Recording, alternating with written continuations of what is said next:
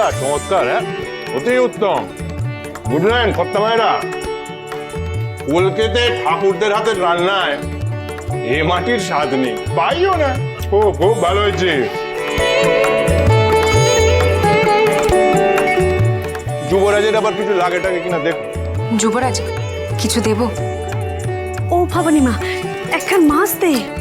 না না, মাছ না ভবানী, তুমি বরং আমায় একটু তরকারি দাও।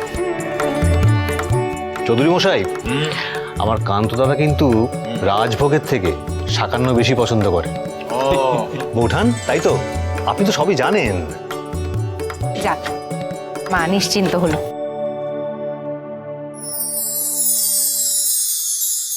ও মা, কি দয়ারাম দাদা, আপনি তো ঠিক করে কিছু খাচ্ছেনই না।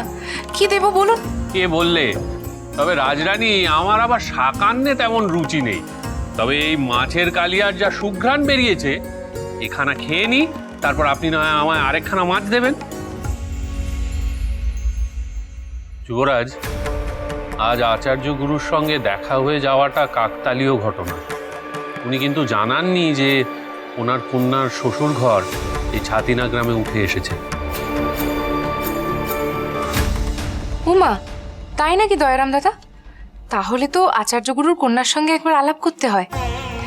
এই শিবানী, তুই চিনিস নাকি? হ্যাঁ, কেন চিনবো না? তুই যাবি? আচ্ছা বেশ, তুই কাজকর্ম সেরে নে, তারপর নিয়ে যাবো কোন।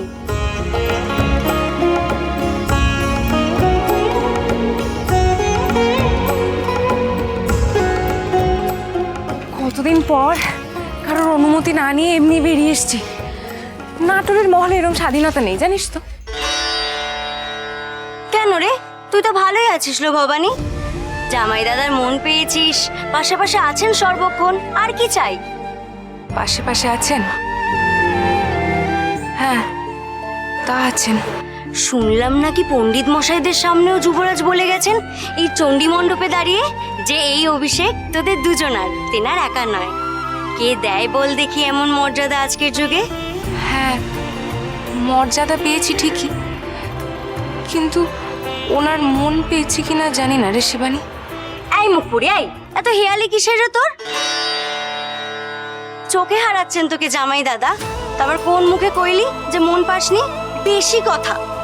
আয় আয় দেখি, ওই যে সামনে দেখতে পাচ্ছিস আচার্য গুরুর মেয়ের ঘর। আয়, খিড়কি দিয়ে ঢুকবো আমরা। রাজ রাজেশ্বরী রানী ভবানী, প্রতিদিন রাত 8:30টায় স্টার জলসায়।